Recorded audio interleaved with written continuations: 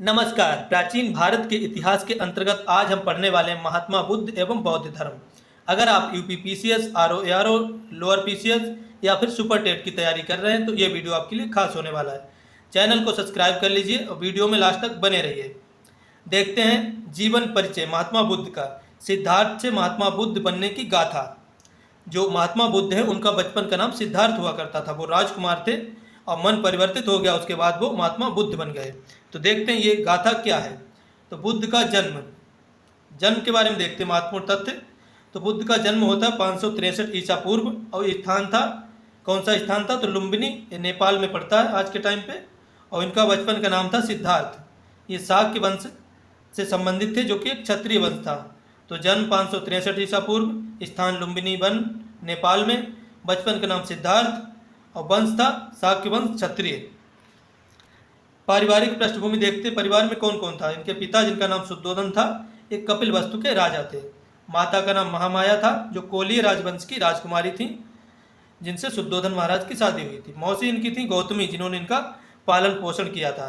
तो परिवार में कौन कौन खास था? पिता शुद्धोधन, माता महामाया और मौसी इनकी गौतमी। इनके जन्म के बाद ही कुछ ही समय बाद माता का देहांत हो गया तो इनका पालन पोषण गौतमी जो उनकी मौसी थी उन्होंने किया था। अब देखते हैं 4 महान दृश्य जो कि भगवान बुद्ध के जीवन से जुड़े हुए हैं। ये दृश्य कौन कौन से हैं? तो एक बूढ़ा व्यक्ति है, एक बीमार आदमी, एक मृत शरीर और एक प्रसन्न सन्यासी। जब सिद्धार्थ अपने सारथी चन्ना के साथ शहर भ्रमण के लिए निकले तो उन्हें 4 दृश्य देखने को मिले। उन्होंने एक एक के बारे में पूछा, उनके सारथी ने एक एक करके सबके बारे में बताया। बूढ़े व्यक्ति के बारे में पूछने पर बताया कि हर व्यक्ति अंत में बूढ़ा होता है, यही स्थिति में आ जाता है।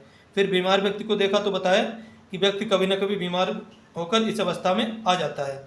उसके बाद मृत शरीर को देखा तो बताया कि इसको दाह संस्कार के लिए लिए जा रहे हैं, इसके शरीर का जीवन का अंत हो गया। फिर एक सन्यासी को देखा तो बताया कि ये व्यक्ति संसार से विरक्त होकर इसे न खोने का डर है न पाने का लालच, शांत मुद्रा में बैठा हुआ है। ये चारों दृश्यों को देखकर उनका मन विचलित हो गया। ये चारों दृश्य जैसा कि आप फोटो में देख रहे हैं, इन चारों दृश्यों को देखकर सिद्धार्थ का मन विचलित हो गया और उन्होंने संन्यास धारण करने का निर्णय लिया। अब गृह त्याग की घटना इनकी महाविनिष्क्रमण कहलाती। 4 दृश्य को देखकर इन्होंने गृह त्याग कर दिया और इनके गृह त्याग करने की घटना को महाविनिष्क्रमण कहते हैं। सिद्धार्थ ने 29 वर्ष में सत्य की खोज में घर छोड़ दिया। इस घटना को बौद्ध धर्म में महाविनिष्क्रमण कहा जाता है। इनका जो घोड़ा था उसका नाम था कंथक और सारथी का नाम था चन्ना। ज्ञान यानी कि निर्वाण, ज्ञान प्राप्ति को निर्वाण कहा जाता है बौद्ध धर्म में। इनको ज्ञान प्राप्त हुआ था बोध गया बिहार में। और वृक्ष जो था जहाँ पे इन्हें ज्ञान प्राप्त हुआ पीपल वृक्ष था, जिसको बोधि वृक्ष के नाम से जाना जाता है, ज्ञान के वृक्ष के। और नदी थी निरंजना वहाँ पे। 35 वर्ष की आयु में इन्हें ज्ञान प्राप्त हुआ। 29 वर्ष की आयु में घर छोड़ा, 6 वर्ष बाद इन्हें ज्ञान प्राप्त हो गया। वृक्ष था पीपल जिसको बोधि वृक्ष कहते हैं, नदी थी निरंजना और 35 वर्ष की आयु और बोध गया बिहार स्थान था।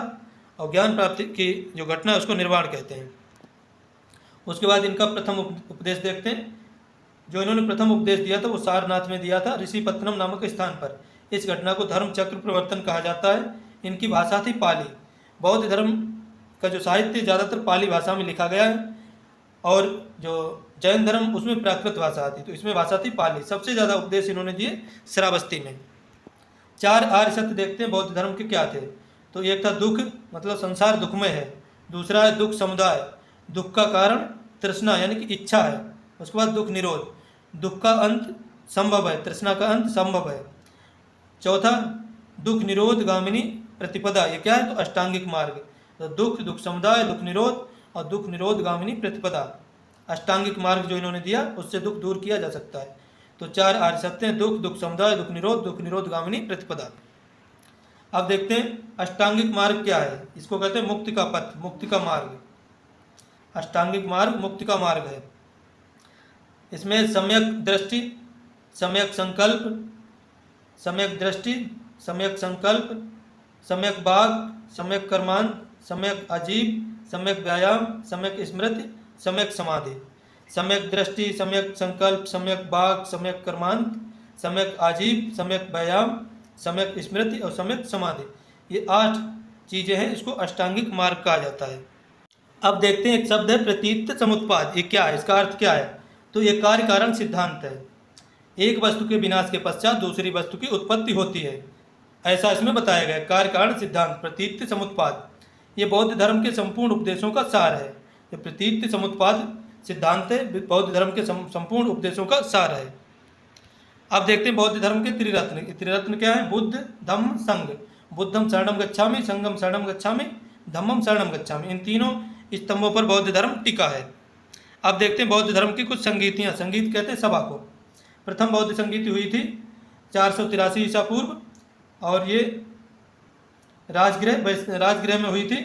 उस टाइम पे शासक था अजातशत्रु, जो कि हरेक वंश का प्रतापी राजा हुआ करता था। अध्यक्ष थे इसके महाकश्यप। और कार्य इसका क्या था? तो सूत्र पिटक एवं विनय पिटक का संकलन।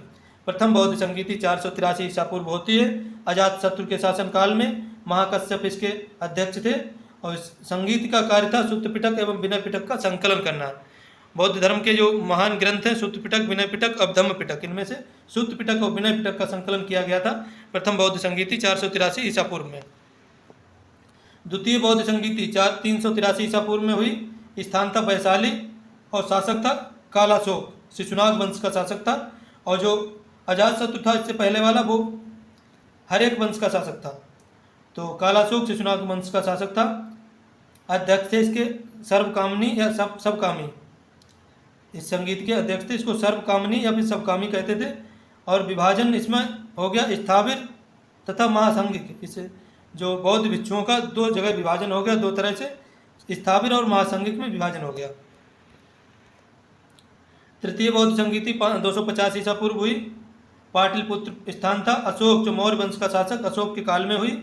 और अध्यक्ष था मोंगलीपुत्र तिस्य। मोंगलीपुत्र तिस्य इसका अध्यक्ष था। और कार्य था अभिधम्म पिटक का संकलन। सूत्र पिटक और विनय पिटक पहले बौद्ध संगीत में संकलित हुए, और अभिधम्म पिटक जो तृतीय बौद्ध संगीति के टाइम पे संकलित किया गया। उसके बाद चतुर्थ बौद्ध संगीति स्थान था कुंडलवन, कश्मीर। शासक था कनिष्क, कुषाण वंश का शासक था। अध्यक्ष थे वासुमित्र और उपाध्यक्ष थे अश्वघोष। परिणाम इसमें क्या हुआ कि हीनयान और महायान में बौद्ध धर्म बट गया। बौद्ध धर्म हीनयान और महायान में बट गया चतुर्थ बौद्ध संगीति में। बौद्ध साहित्य क्या क्या? त्रिपिटक, सुत्त पिटक, विनय पिटक, अभिधम्म पिटक। सुत्त पिटक में क्या है? तो बुद्ध धर्म, भगवान बुद्ध के उपदेश है। विनय पिटक में संघ के नियम है। अभिधम्म पिटक में दार्शनिक व्याख्या है। हीनयान बनाम महायान। हीनयान और महायान में जो टूट गया बौद्ध धर्म, उसमें क्या क्या है? तो बुद्ध को महापुरुष की संज्ञा दी गई। महायान में बुद्ध को देवता की संज्ञा दी गई। और वज्रयान में तंत्र मंत्र का प्रभाव पतन का कारण बना वज्रयान। और महायान के टाइम पे जो मूर्ति पूजा शुरू कर दी गई। हीनयान वाले मूर्ति पूजा नहीं करते हैं, महायान वाले मूर्ति पूजा करते हैं। और वज्रयान, इसमें तंत्र मंत्र का प्रभाव बढ़ गया और यही पतन का कारण बना। जीवन की घटनाओं के प्रतीक। भगवान बुद्ध की जो जन्म का प्रतीक है कमल एवं सांड। गृहत्याग का प्रतीक है घोड़ा। ज्ञान का प्रतीक है बोधि वृक्ष पीपल। निर्वाण का प्रतीक है पदचिन्ह। और मृत्यु का प्रतीक है स्तूप। निर्वाण संबंधी देख लेते हैं। तो 483 ईसा पूर्व में इनकी मृत्यु हो गई। और यह स्थान था कुशीनगर, मल्लगढ़ राज्य, जहाँ पे इनकी मृत्यु हुई। अप दीपो भव, अपना दीपक स्वयं बनो, बुद्ध का अंतिम शब्द था। बुद्ध ने सबसे अंत में क्या कहा? अप दीपो भव, अपना दीपक स्वयं बनो। यहाँ से प्रश्न पूछा जा सकता है। सबसे लास्ट में बुद्ध ने क्या कहा? अंतिम शब्द क्या थे? तो अप दीपो भव। बौद्ध शिक्षा केंद्र नालंदा, जो महायान का मुख्य केंद्र था। विक्रमशिला, उसके बाद वल्लभी। नालंदा, विक्रमशिला और वल्लभी बौद्ध शिक्षा के मुख्य केंद्र हुआ करते थे। बौद्ध स्थापत्य। स्तूप बनवाए बौद्धों ने, चैत्य बनवाए और विहार बनवाए। स्तूपों में महात्मा बुद्ध के अवशेष रखे जाते थे।